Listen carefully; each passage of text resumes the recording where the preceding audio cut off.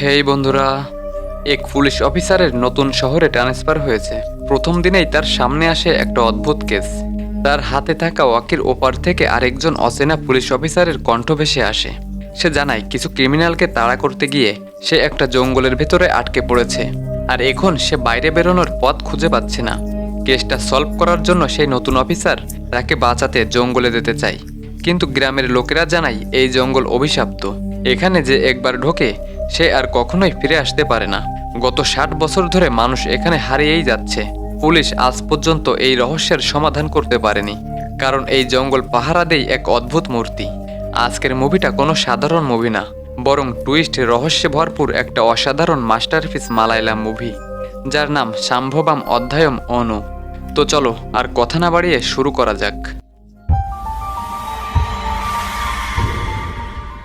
গল্পটা শুরু হয় 1960 সালের কেরালার ভেলোর এক প্রত্যন্ত জঙ্গল দেখিয়ে, যেখানে এক পর্তুগিজ মহিলা কয়েকজন লাঠিয়ালদের সাথে নিয়ে চলেছে এবং তাদের সাথে দুটো বডি। এই পর্তুগিজ মহিলা তার থেকে ছোট বয়সী ছেলেদের পছন্দ করত, তাই সে জেমস নামের একজনকে বিয়ে করে। কিন্তু পরবর্তী সময়ে জেমস একজন সমবয়সী ইন্ডিয়ান মেয়ের সাথে প্রেমের সম্পর্কে জড়িয়ে পড়লে এই পর্তুগিজ মহিলা দুজনকে হাতে নাতে ধরে শেষ করে দেয়। আর এখন এই দুজনের বডি নিয়ে তারা জঙ্গলে এসেছে। মহিলাটি প্রথমে মেয়েটার বডি ডোবায় ফেলে দেয়, এরপর সেখান থেকে ফিরে এসে দেখে জেমসের বডি সেখানে নেই, অর্থাৎ সবার অজান্তে জেমস পালিয়ে গেছে। আসলে সে এতক্ষণ ধরে মিথ্যে মরার নাটক করছিল। অবশেষে জঙ্গলে অনেক খোঁজাখুঁজির পর এক পর্যায়ে এই মহিলা তাকে ধরে ফেললে জেমস ওর পেটে ছুরি ঢুকিয়ে পালিয়ে যায়। এরপর দৃশ্য পাল্টায় এবং আমরা দেখি জঙ্গলের ডোবার ভেতর থেকে একটা হাত বেরিয়ে আসতে। এই লোকটার আঙ্গুলে ছিল একটা বড় সাইজের আংটি, কিন্তু লোকটা কে, তার পরিচয় কি, সেটা আমাদের দেখানো হয় না। দৃশ্য আবার পাল্টায়, দেখা যায় পিটার নামের এক পুলিশ অফিসারকে এই জঙ্গলে হন্য হয়ে ঘুরতে। অন্যদিকে পিয়নের পোশাক পরা আরেক পরিচয়হীন লোককে দেখানো হয়, যে বড় গাছগুলোর মধ্যে স্পাইরাল চাইন আঁকছে।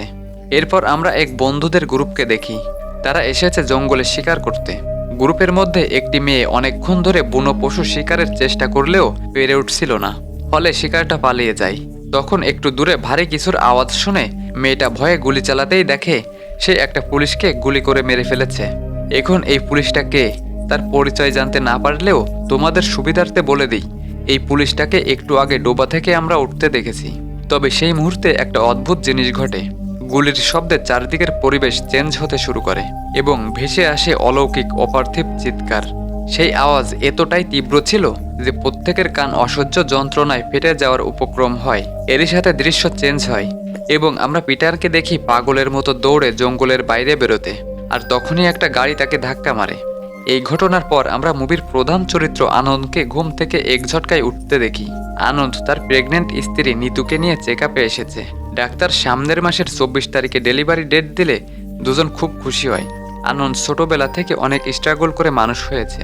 ওর বাবাও পুলিশ ছিলেন, কিন্তু জন্মের দিন সে বাবাকে হারায়। এরপর তার মা শোকে মারা যান। আনন্দ পেশায় পুলিশ কনস্টেবল, তার ভেলোর কারুতে বদলি হয়েছে। আজকেই বেরোতে হবে, পরের মাসে ডেলিভারি ডেট। তাই আনন্দ চিন্তায় পড়লে নিতু নিশ্চিত হয়ে তাকে ডিউটি জয়েন করতে বলে। আর যদি কিছু দরকার লাগে সেক্ষেত্রে আন্টি তো আছেই। 7 সকালে আনন্দ বাস ধরে গ্রামে পৌঁছায়। এখান থেকে ভেলোর কারু পর্যন্ত পৌঁছাতে হলে জিপে করে যেতে হবে। তখনই কল আসে নিতুর, হঠাৎ কমপ্লিকেশনস দেখা দিয়েছে, আজই ডেলিভারি করতে হবে। আনন্দ শুনে চিন্তায় রওনা দিতে চাইলে নিতু তাকে আশ্বস্ত করে বলে তার আসার দরকার নেই, আন্টি সব সামলে নেবে। আনন্দ নিশ্চিত হয়ে ভেলোর কারোর উদ্দেশ্যে রওনা দিল। এইখানে নেটওয়ার্কের খুব সমস্যা, বিএসএন ছাড়া কারো সিগন্যাল কাজ করে না। তাই কিছুক্ষণ পর অন্য একজনের নাম্বার থেকে কল করলে জানতে পারে তার কন্যা সন্তান হয়েছে। খুশিতে মন ভরে যায় আনন্দের। তখনই দেখতে পায় রাস্তার ধারে একটা হরিণকে, যেন সে তাকে অভিনন্দন জানাতে এসেছে। এই নিয়ে গল্পের মাঝে ড্রাইভারের অসতর্কতার কারণে তাদের গাড়ির সাথে একজনের অ্যাক্সিডেন্ট হয় এবং আমরা জানতে পারি সে ব্যক্তি হলো পিটার। সে প্রচণ্ড যন্ত্রণার মধ্যে রাস্তায় স্পাইরাল চাইন আঁকতে থাকে, কিন্তু কেউ সেটা খেয়াল করে না। আনন্দ তাকে নিকটবর্তী হসপিটালে নিয়ে যায় এবং পিটারের অকিটা আনন্দ নিজের কাছেই রাখে। কিছুক্ষণ পর হসপিটালে আনন্দের সিনিয়র অফিসার অশোকান এসে পুরো ব্যাপারটা সামলে নেয় এবং পিটারের পার্স থেকে পাওয়া আইডি থেকে তার ঠিকানা জানতে পেরে কনস্টেবল যোশীকে তার বাড়ির লোক ও পিটারের থানা পেরুমালাইতে ইনফর্ম করতে বলে। অশোকান আনন্দের সাথে চা পানের সময় পরিচয় পর্ব সারার মাঝে হঠাৎ ফোন আসলো। এসআই রশিদ অশোকানকে জানায় তামিলনাড়ু থেকে আসা এক গ্রুপকে তারা জঙ্গলে পাকড়াও করেছে। তারা মূলত ভিডিও শ্যুট করছিল। তাই তার এই কনস্টেবল রেজি এদের বাধা দিলে তাদের সাথে ঝামেলা শুরু হয়ে যায়। এখন এই গ্রুপের একজনের বাবা ফরেস্ট ডিপার্টমেন্টের সিনিয়র অফিসার, তাই অবস্থা বেগতিক দেখে রশিদ অশোকানকে ফোন করেছে। এই কনস্টেবল রেজি এখানকার লোকাল, মানে এই এলাকাতেই তার বাড়ি। তাছাড়া রেজি একটু রকচটা, তাই ঝামেলা শুরুর আগেই অশোকান তড়িঘড়ি করে রওনা দিল। অশোকান যা ভেবেছিল তাই হলো। ঝামেলার মাঝে এক পর্যায়ে হাতাহাতি শুরু হলে রেজি জঙ্গলের ভিতর ছেলেটাকে ধাওয়া করে। এমন সময় রেজি জঙ্গলে একটা বডি পড়ে থাকতে দেখে থমকে যায়। ততক্ষণে অশোকান এসে পড়েছে। কাদায় মাখা বডির মুখটা এমনভাবে ক্ষতবিক্ষত যে চেনা মুশকিল। যেটুকু বোঝা গেল বডিটা পেরুমলাই থানার এক কনস্টেবলের।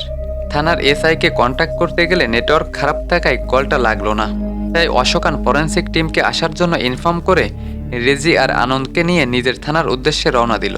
এর পরের দৃশ্যে জঙ্গলের মধ্যে আহত অবস্থায় একজন অফিসারকে পড়ে থাকতে দেখানো হয়। তার নাম স্টিফান। সে পায়ে প্রচণ্ড আঘাতের কারণে নড়তে না পারলে সহকর্মী পিটার ও মধুবেলকে চিৎকার করে ডাকতে থাকে, কিন্তু কেউ তার ডাক শুনতে পায় না। সৌভাগ্যবশত স্টিফান তার অকি দিয়ে পিটারকে কন্ট্যাক্ট করলে আনন্দের কাছে থাকা অকি বেজে উঠল, কারণ পিটারের অকিটা আনন্দের কাছেই ছিল। স্টিফান বলে সে তার টিমকে নিয়ে জঙ্গলে ঢুকেছিল, কিন্তু কোনো কারণে তারা ফেঁসে গেছে এবং বাকিদের খুঁজে পাচ্ছে না। আর এখন যদি তাকে উদ্ধার করা না হয় তাহলে সে মারা যাবে। অশোকান অবাক হয়ে জানায় যে তারা কেরালা পুলিশ এবং স্টিফানদের সহকর্মী পিটারের অ্যাক্সিডেন্ট হওয়ায় তাকে হসপিটালে অ্যাডমিট করেছে। তাই স্টিফান পেরুমালাই থানার কারোর সাথে যোগাযোগ করুক। স্টিফান জানালো সে সব রকম চেষ্টাই করেছে, কিন্তু লাভ হয়নি। এখন সে জঙ্গলের ভেতর কোনো এক মন্দিরের সামনে বড় গাছের নিচে পড়ে আছে। সেখানে এসে ওরা যেন তাকে উদ্ধার করে। এখন ইচ্ছা না থাকলেও অশোকান বাধ্য হয়ে গাড়ি থামিয়ে পেরুমালাই থানায় ফোন করার চেষ্টা করতে থাকে। তখনই আনন্দ শুনতে পায় অকিতে স্টিফান বলছে তার স্ত্রী প্রেগনেন্ট, আজ তাদের বাচ্চা হতে চলেছে। তারা যদি তাকে বাঁচিয়ে নেয় তাহলে সে তার বাচ্চাকে দেখতে পাবে। আনন্দ এটা শুনে নিজের পরিস্থিতির সাথে রিলেট করতে পারলে বাকিদের মানানোর চেষ্টা করে স্টিফানকে বাঁচানোর জন্য। সব শুনে রেচি বাধা দিল, কারণ এই জঙ্গলে যাওয়া মানে জীবনে ঝুঁকি নেওয়া। এমনিতেও জঙ্গলটা তাদের আবার এলাকাতেও পড়ে না। কিন্তু আনন্দ সবাইকে মানিয়ে জঙ্গলের দিকে রওনা দেয় স্টিফানকে উদ্ধার করতে। এই ঘটনার সাথে দৃশ্য চেঞ্জ হয় এবং আমাদের স্টিফানদের গল্প দেখানো হয় যে কিভাবে তারা এই জঙ্গলে এসেছিল। আসলে তার গোটা টিম কয়েকজন ক্রিমিনালদের ধরে জঙ্গলের রাস্তা দিয়ে পেরুমালাই থানায় যাচ্ছিল। তখনই ক্রিমিনালগুলো সুযোগ বুঝে তাদের উপর হামলা করে গাড়ি থেকে পালিয়ে জঙ্গলে ঢুকে যায়। কিন্তু স্টিফান ছাড়ার পাত্র নয়। সে টিমের কয়েকজনকে নিয়ে তাদের ধরতে জঙ্গলে ধাওয়া করলো। একটা সময় এদের খুঁজতে জঙ্গলের অনেক ভেতর অবধি চলে আসলে ছোট্ট টিম বানিয়ে তারা আলাদা আলাদা করে সার্চ করতে শুরু করে। এই সুযোগে ক্রিমিনালগুলো এক একজনকে টার্গেট করে শেষ করতে থাকে। এক পর্যায়ে এসে মধুবেল স্টিফানকে জঙ্গলের গভীরে যাওয়ার জন্য মানা করলো, কারণ তার ভূত প্রেতে বিশ্বাস না থাকলেও এই জঙ্গলটা সুবিধের মনে হয় না। বহু খারাপ গল্প শোনা যায় এই জঙ্গলটার নামে। তখনই তারা জঙ্গলের মাঝে এক বিশাল আকার অদ্ভুত দৈব মূর্তি দেখতে পায়, যার শরীর মানুষের মতন হলেও মাথাটা কাকের। মধুবেল মানা করা সত্ত্বেও স্টিফান থামল না। সে গুজবে বিশ্বাস করে না, তাই মধুবেলকে অন্যদিকে পাঠিয়ে সে ক্রিমিনালগুলোকে খুঁজতে বেরিয়ে পড়ল। হঠাৎ স্টিফান শুনতে পায় মধুবেলের চিৎকার। তাকে দুজন মারতে ধাওয়া করেছে। তখনই স্টিফান একজনকে গুলি করাতে তার রক্তফোঁটা মাটিতে পড়তেই চারিদিকের পরিবেশ আচমকা চেঞ্জ হতে শুরু করে এবং শুনতে পাওয়া যায় সেই গগনবিদারী আদিম কানফাটা অসহ্য চিৎকার।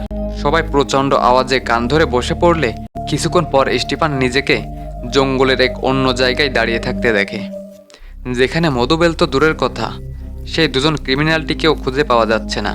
স্টিফান হকসেকিয়ে চিৎকার করে সহকর্মীদের খুঁজতে বেরিয়ে পড়লে একটা সময় হোঁচট খেয়ে পড়ে গেলে তার পায়ে ভীষণ চোট লাগে এবং এরপর কি হয়েছে সেটা তো আমাদের সকলেরই জানা। এরই সাথে দৃশ্য চেঞ্জ হয় এবং আমরা দেখি বৃষ্টির মধ্যে অশোকান, আনন্দ ও রেজি জঙ্গলে স্টিফানকে খুঁজতে ঢুকেছে। আর অশোকান বলে এই জঙ্গলে অনেকেই নিখোঁজ হয়েছে, যাদের আর পরবর্তীকালে খুঁজে পাওয়া যায়নি। 1960 সালে প্রথম এই থানায় মিসিং কেস রেজিস্টার হয়। এক পর্তুগিজ মহিলা তার স্বামী জেমস ও তার প্রেমিকাকে এই জঙ্গলে মেরে ফেলেছিল। এরপর সেও নাকি নিজে মারা যায়। স্থানীয় লোকেরা বলে এই জঙ্গলে এই তিনজনের আত্মা এখনও আছে। অশোকান যখন পরে ইনচার্জ হয়ে আসে তখন জঙ্গল থেকে একটা মুন্ডুবিহীন বডি পেয়েছিল। অনেক চেষ্টার পরেও তাকে শনাক্ত করা না গেলে স্থানীয় লোকেরা বলতে শুরু করে এটা 80 বছর আগে সেই বিদেশি লোকটার বডি, মানে জেমসের। কিন্তু কোনোভাবে এটা সম্ভব ছিল না, কারণ 80 বছরের পুরনো বডি পচে যাওয়া তো দূরের কথা, দেখে মনে হচ্ছিল জাস্ট একদিন আগের বডি। অবশ্য তারা খোঁজ করেও মাথাটা আর পায়নি। তবে অদ্ভুত ব্যাপার হলো এর কিছুদিন পর একটা মাথা পাওয়া গেছিল, যেটা অবশ্য বহু পুরনো। লোকে বলে ওইটাই নাকি জেমসের মাথা। এইভাবে বেশ কিছুক্ষণ সময় কেটে যাওয়ার পর তারা সেই মূর্তিটার সামনে আসতেই ওয়াকিতে শোনা গেল স্টিফানের আওয়াজ। সে কোথায় আছে জানার চেষ্টা করলে বলে মূর্তির ডান দিকে বড় গাছটার নিচে সে বসে আছে। সেই মতো ওরা গাছের দিকে এগোলে তখনই আসলো পেরুমালাই থানার এসআই এর কল। অশোকান জানায় তাদের থানার একজন অফিসার জঙ্গলে হারিয়ে গেছে এবং তাকে উদ্ধার করতে তারা জঙ্গলে ঢুকেছে। কথাটা শুনতে এসআই গম্ভীরভাবে বলল, তোমরা যেখানে গেছো ওখানে কোনো মানুষ যায় না। যত তাড়াতাড়ি সম্ভব জঙ্গল থেকে বেরিয়ে যাও।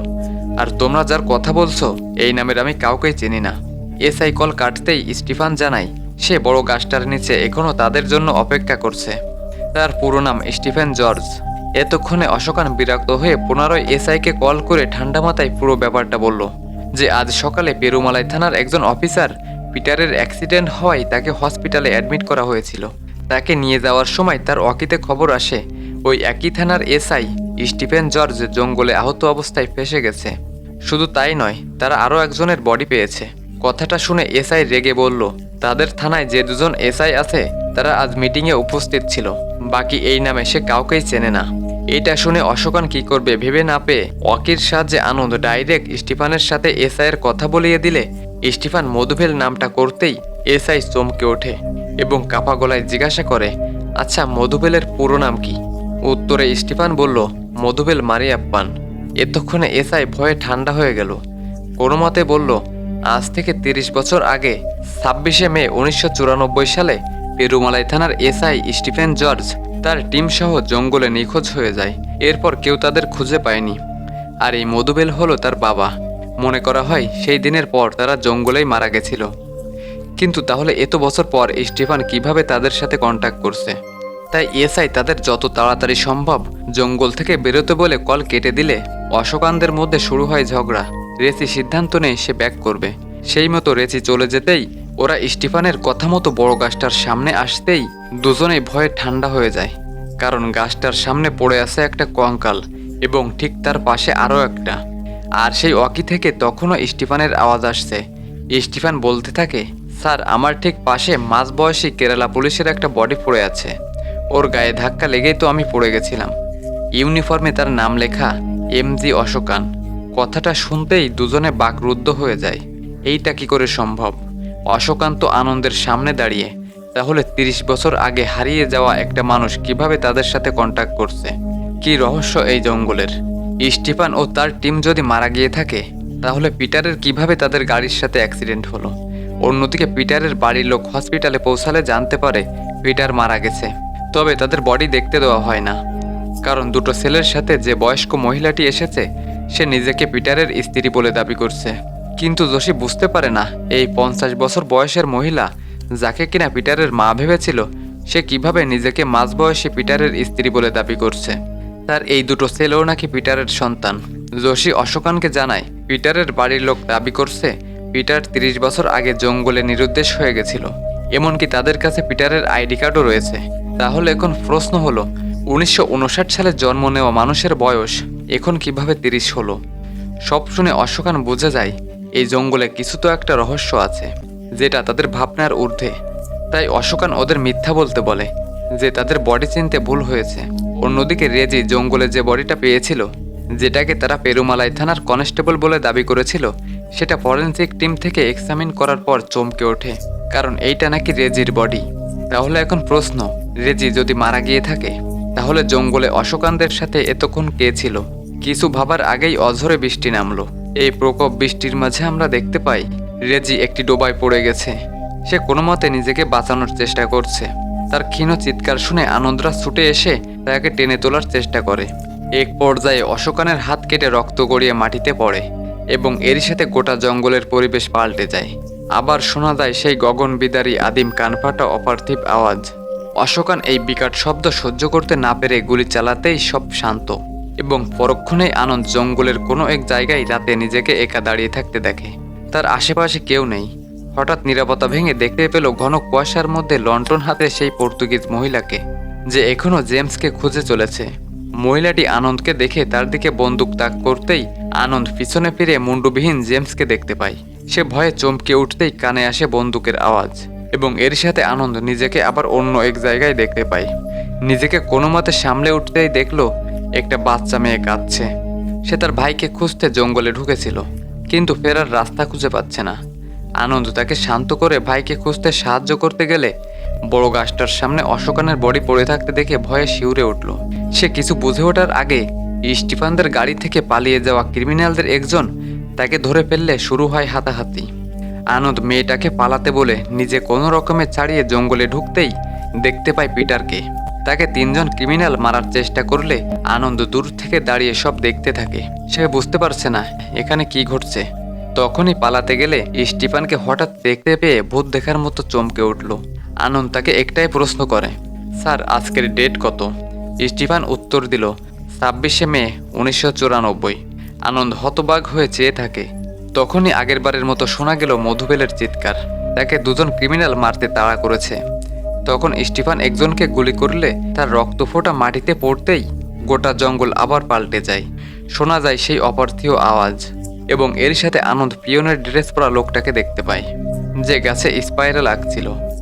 আর সব থেকে অদ্ভুত ব্যাপার, মূর্তির আড়াল থেকে আরেকজন এই দৃশ্য দেখছিল, আর সে হলো পিটার। পিটার আনন্দকে কনফার্ম করতে গেলে আচমকা গুলির আওয়াজের সাথে পুনরায় সব চেঞ্জ হয়ে যায় এবং পরক্ষণে আনন্দ দেখতে পায় সেই পর্তুগিজ মহিলাকে। তবে এইবার জেমস তখনও বেঁচে ছিল। আনন্দ বুঝে পায় না এখানে কি হচ্ছে। জেমস মহিলাটিকে আহত করে পালিয়ে যাওয়ার চেষ্টা করলে বন্দুক গর্জে ওঠে এবং পেছন থেকে একজন জেমসের মুন্ডু ছেদ করতেই জঙ্গলের পরিবেশ চেঞ্জ হয়ে আনন্দ আবার সেই পিয়নকে দেখতে পায়। সে কিন্তু আনন্দকে দেখে একটুও অবাক হলো না, বরং শান্ত গলায় বলল, ভয় পেও না, এখানে ভূত বলে কিছুই নেই, বরং যা কিছু হচ্ছে সব ওই মূর্তির জন্য। খেয়াল করেছো, তুমি জঙ্গলে ঢোকার পর থেকে একটাও কাক দেখতে পাওনি। আনন্দ অবাক হয়ে জিজ্ঞেস করে, কি হচ্ছে তাহলে এই জঙ্গলে?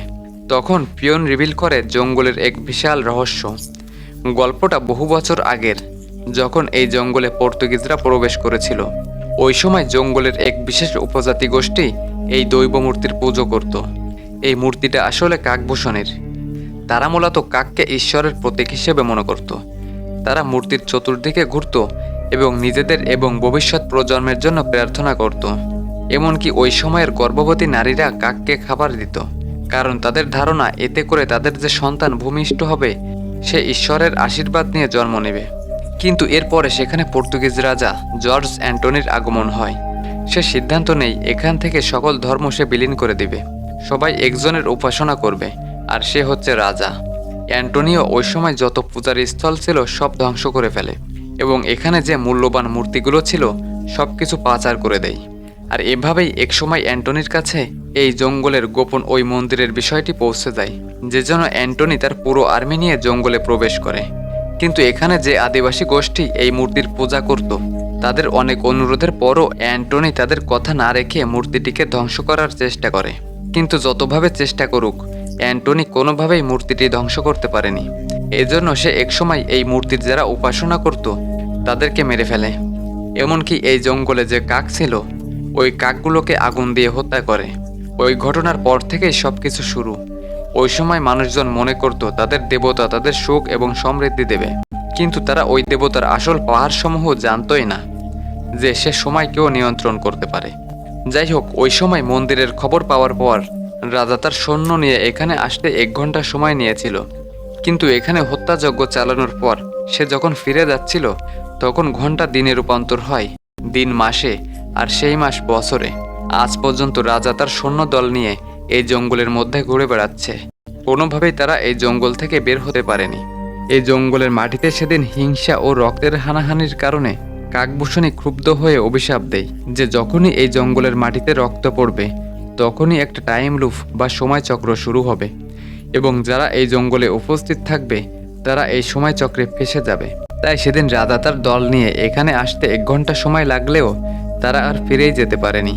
দিনের পর দিন, বছরের পর বছর কেটে গেছে, তারা আজও এই জঙ্গলের কোনো এক সময় চক্রেই ঘুরে চলেছে। তাই যখনই কেউ জঙ্গলের মূর্তির সামনে উচ্চস্বরে আওয়াজ করে এবং রক্তের ফোঁটা মাটি স্পর্শ করে তখনই তারা সময় চক্রের অনন্তকালে আটকে যায়। খেয়াল করলে বুঝবে এখনো পর্যন্ত যতবার জঙ্গলের পরিবেশ চেঞ্জ হয়েছে বা সময়চক্র পরিবর্তিত হয়েছে, ততবার কেউ না কেউ গুলি চালিয়েছে বা রক্তের ফোঁটা মাটি স্পর্শ করেছে। এই কারণে রাজা অ্যান্টনি, পর্তুগিজ মহিলা জেমস, 1994 সালে স্টিফানদের টিম, রেচি, অশোকান, মধুবেল, বাচ্চা মেয়েটা, তারা প্রত্যেকেই জঙ্গলের সময়চক্রে ফেসে রয়েছে। তবে এখানে একটা ছোট্ট টুইস্ট আছে, কারণ যতবার সময় চেঞ্জ হয় ততবার কোনো ব্যক্তি সময়চক্রের টাইমে টেলিপোর্ট হতে পারে, সেটা 5 মিনিট আগে হোক বা পরে। এই কারণে আনন্দ দুবার জেমসকে দেখতে পেয়েছিল। একবার সে জেমসকে পালাতে দেখেছে এবং আরেকবার জেমসকে মরতে দেখেছে। খুব ভালোভাবে লক্ষ্য করলে বুঝবে, শুরু থেকে দেখানো শামুকের খোলস এবং স্পাইরাল সাইন আমাদের এই সময়চক্রের ইঙ্গিতটাই দিচ্ছিল। সব শোনার পর আনন্দ জিজ্ঞাসা করে, তুমি এত কিছু জানলে কি করে? তখন সে বলে, আমি সেই ব্যক্তি যে পর্তুগিজ রাজার গুপ্তচর ছিল এবং আমি এই জায়গার মানুষদের সাথে বেইমানি করে রাজাকে এই জঙ্গলে নিয়ে এসেছিলাম। আর এখান থেকে বেরোনোর একটাই উপায়, যে ঘটনা সবাইকে এখানে এনেছে সেই ঘটনার পুনরাবৃত্তি হওয়ার আগেই সেটাকে আটকে দিতে হবে। যদি না পারো তাহলে এই সময় চক্রে আজীবন ফেসে থাকবে। সেই মতোই আনন্দ এবার বেরিয়ে পড়ল সকলকে উদ্ধার করতে। সে দেখতে পায় রেজি ডোবায় পড়ে গেছে এবং সেই টাইমলাইনের আনন্দ এবং অশোকান তাকে বাঁচাতে এসেছে। কিন্তু রেজি দুটো আনন্দকে দেখে চমকে যায়। ওই যে একটু আগে বললাম, কোনো ব্যক্তি সময় চক্রের যে কোনো পয়েন্টে মানে আগে বা পরে টেলিপোর্ট হতে পারে। তো আগেরবারের মতো রেজিকে বাঁচাতে গিয়ে অশোকানের হাত থেকে রক্তফোঁটা মাটিতে পড়ার সাথে অশোকান আগেরবারের মতো আবার গুলি চালাতেই সময়চক্র চেঞ্জ হয়ে যায় এবং আনন্দ পুনরায় টেলিপোর্ট হয়। আগে এই বিষয়টা না জানলেও আনন্দ এখন এই বিষয়টা পুরোপুরি বুঝতে পারছে যে এখানে যখনই কেউ কোনো টাইম ফ্রেমের ভেতরে চলে যাবে, সেখান থেকে টাইম ফ্রেম পরিবর্তন করার একটাই উপায়, হয়তো নির্দিষ্ট সীমার উপরে আওয়াজ করতে হবে, না হলে রক্তপাত করতে হবে।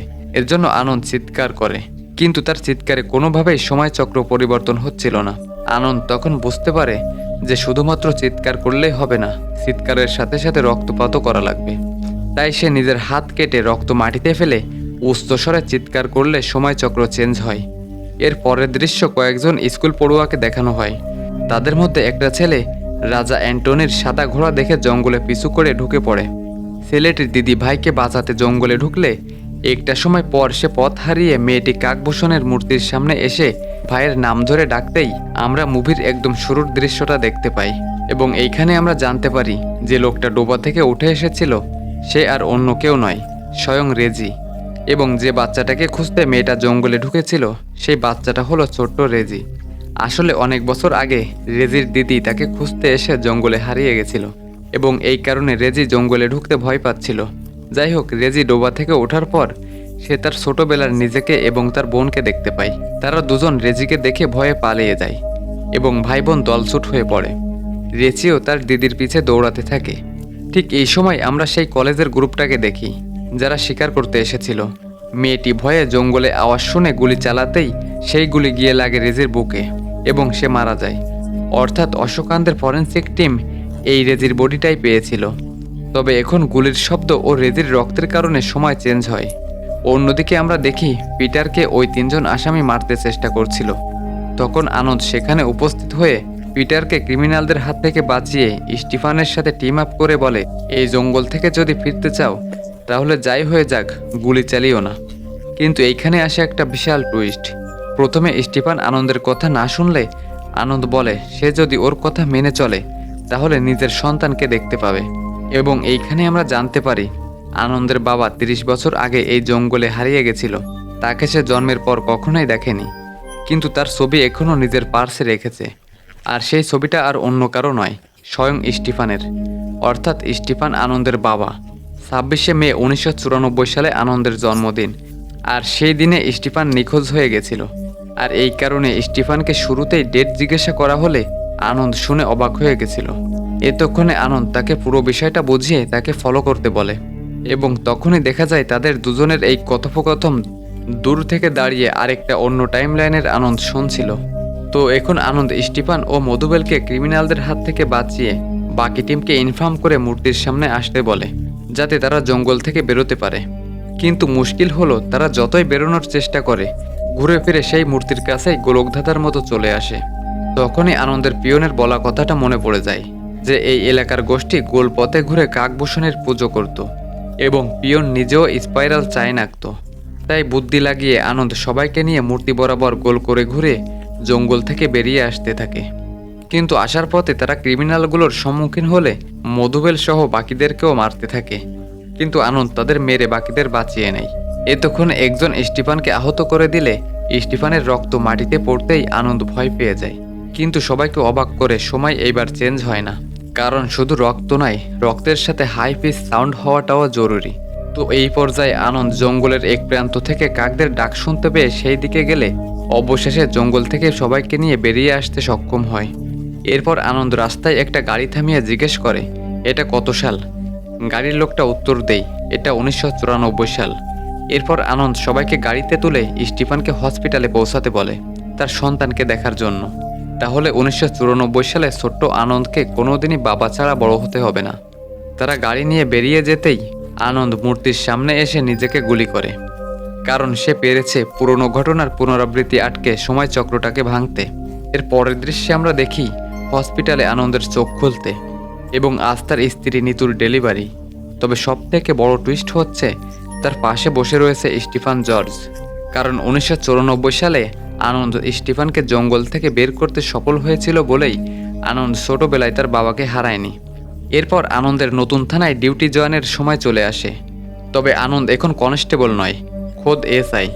কিন্তু এইখানে আসে একটা বড় টুইস্ট। আনন্দ খেয়াল করে রাস্তার ধারে দাঁড়িয়ে আছে অশোকান এবং গাড়িতে যে কজন অফিসার আছে তারা প্রত্যেকে সেম কথা রিপিট করছে, যেগুলো সে প্রথম দিন as a constable duty join করতে আসার সময় শুনেছিল। আনন্দের ভয়ে বুকটা কেঁপে উঠতেই আসলো রশিদের ফোন। তারা একটা গাড়ি আটকেছে যেখানে কয়েকজন ছেলে মেয়ে অ্যাডাল্ট ভিডিও শ্যুট করছিল।